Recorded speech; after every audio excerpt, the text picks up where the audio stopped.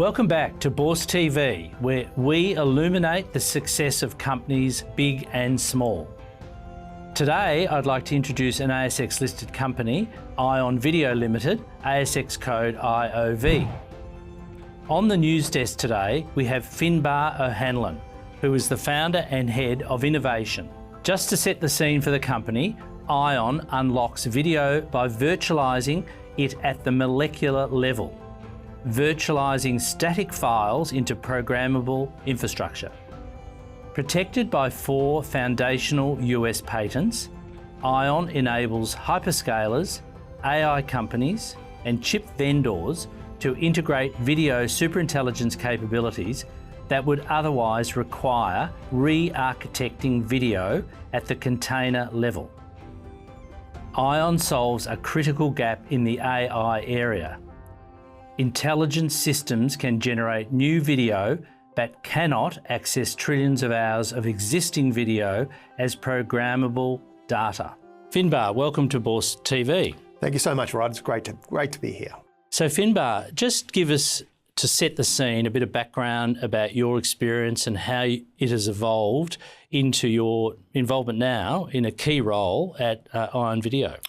Well, thanks, Rod. It's a pretty interesting story, actually. The original technology patents, the original invention was something that I actually came up with around late 2006, 2007. And before that, I was working, I was in a world whereby IPTV was just coming to the fore, where video was now just starting to be streamed over the internet. And so back then, a lot of the problems faced where there was multiple device manufacturers from lots of different handsets and set-top boxes, and these devices all had their own formats. So video needed to be turned into multiple formats to be able to play it. So a telco might have to do 32 different versions of one single file to have it play across the devices on their network. And so back then, there was all these systems trying to build ways to make these files work. And when you put that at scale, when you've got 10,000 videos times 32, we're talking a lot of processing, a lot of transcoding, a lot of cost. So whilst everyone was focusing on building the delivery platforms, I actually bothered to ask the question, well, what's inside a video? And when I asked people, they were like, what are you talking about? It's video. I go, yeah, but what's inside it? And that curiosity led me to building a piece of software which looked inside a video file. And what I revealed was that inside a video file, it's really 2 data structures. It's a wrapper, like something that goes on top of a candy, and then it's got the inside bit, which is the picture and sound information. And I came across this incredible discovery that the information inside was the same in every file. It was just the wrapper that needed to change. So I built a technology and patented it, which was to change the wrappers. So it meant that you could play a file, one single video in 32 different devices without any of that processing and transcoding, just by changing the wrapper. So it was a foundational, it was a breakthrough innovation at its time. So we went out and we went to the market and started educating the market that there's a new way to be able to refactor video. And it solved an unmet need. And that unmet need was, how do we make video transportable across devices? So that was the early days. Presented at Streaming Media East in New York, got a lot of interest. A lot of the big major companies were interested. They came to me with different ideas of how this technology would apply to them. And one of them was one of the biggest US telcos. We went into their labs and we started to trial that technology. And through a number of months, we proved that technology worked. And then we started to enter into discussions with that organization. And sort of at that time, a number of different things happened as the nature of these type businesses. We realized that we're a very small player in a very, very big world. And an opportunity came to the company to take the company public here in Australia. I was living in the US, I had a team in Silicon Valley. So I came back and we did the deal and I basically exited the business. So it was my original invention. We got it to a place whereby we had lots of market interest and we were solving an unmet need back then. Then I left the business.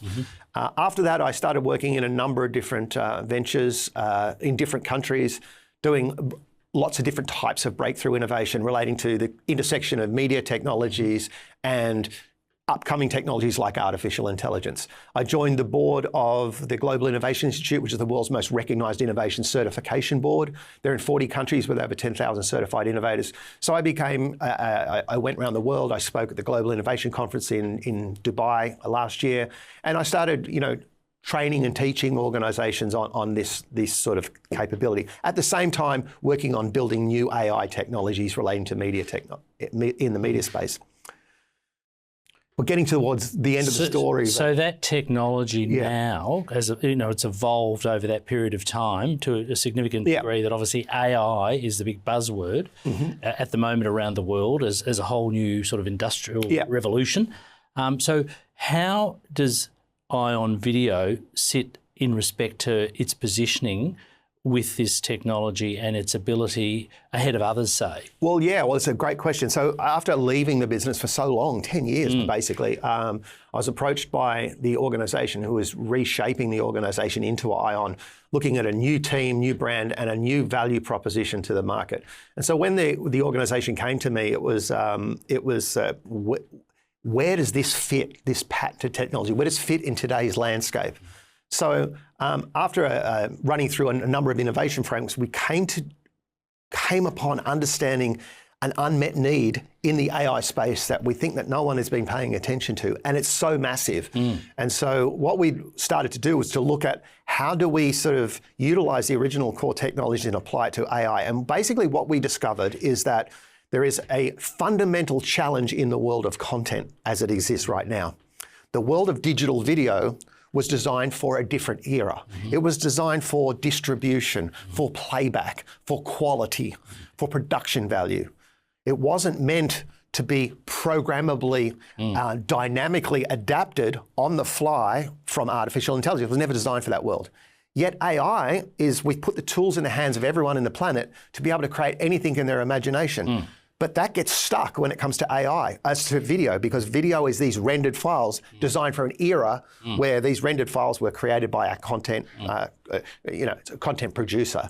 And so what we recognized was the traditional patterns, the concept of virtualization is the instruction set. It's like Google Maps. Yes. It's a virtual file. It's a video file that has no video in it. In the back end, it connects to the bits and frames and fragments like a jigsaw puzzle and assembles it. So like Google Maps, you don't have the map in Google Maps or your CarPlay. And when you're driving, it's assembling the data and showing you a visual representation of the map. That's very much like what virtual video is. So what virtual video does for the AI world is it builds the connective tissue between intelligent systems that can dynamically create language, through natural language, create programmability, and the old world of video. Think about it like this. A book has words in it. AI understands the words and the letters and can reorganize those to actually predict based on what the output of the prompt. So it can use words and restructure things. When it comes to video, all it does is it can see the book. It can't see the bits inside the book. What Ion does is it allows AI to see the bits inside the book, the core elements, the samples, that allows it to rethread it and reorganize and assemble video. So now it can suit an individual. Now, people go, well, what's the point of that? 30%, what is the unmet need? Here's the unmet need. 30% of people's time watching video today is spent searching for something to watch. Yes. Right? When you think about that, there's 720,000 hours of video being added to YouTube every day. Yes. We're not in a content problem now, we're in a discovery problem. And so AI is that engine that will allow content to shape around ourselves. And that's the world that this virtual video now, it is more relevant than today than the original time that we invented this technology. So you've unlocked the opportunity and the potential here that not anyone else can easily replicate?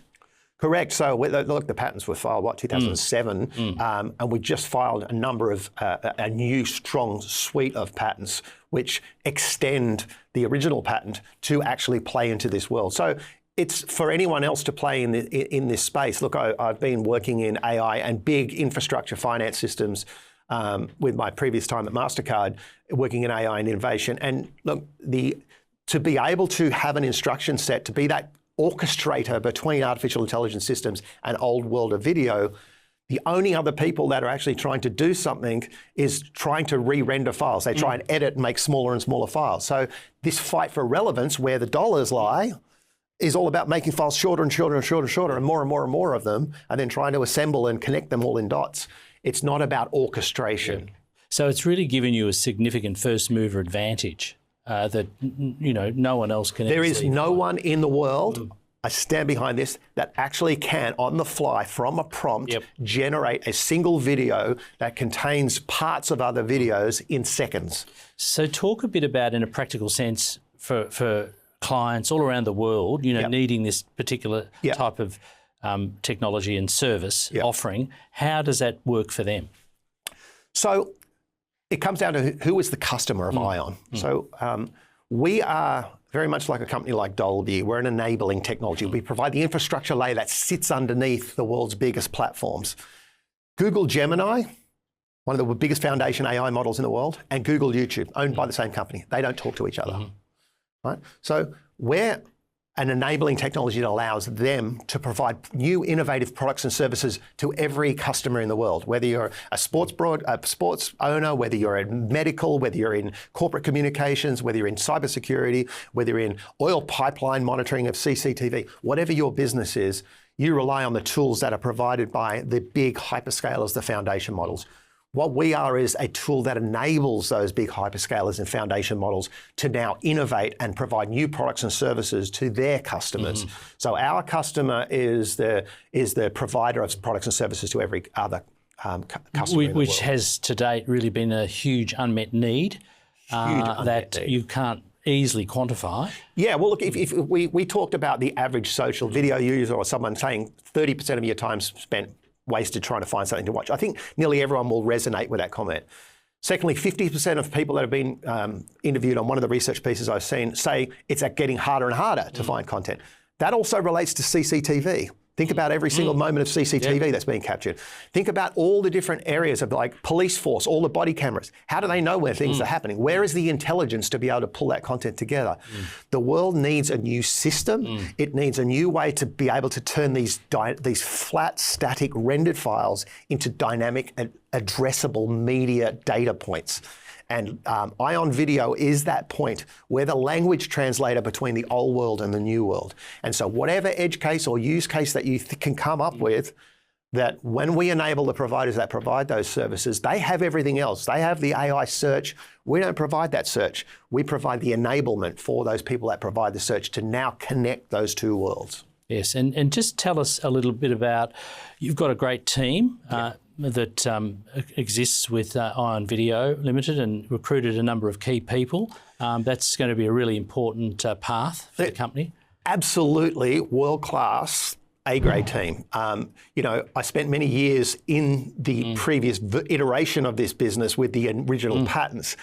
And, A, it was ahead of its time, but B, to try and find people that would actually not only understand the new technology, but rally behind it and build the capability from the corporate side, the board, the direction, the governance, the control of the finance, all of that stuff, and then have a tech team that can work behind these new innovation and market-led sort of understanding the unmet needs and how we match that. We've got a small team, but our team is absolutely amazing. I left my previous role at MasterCard, AI Innovation Lead at MasterCard, near the end of November. And in that time, we've built the first core part of this technology. So we've got something that is scalable, that can go into the labs of some of these biggest companies. This isn't some sort of vaporware. This is built on years and years and years worth of knowledge and a market that's now caught up. So the team that we've got, it's small, but it's amazing.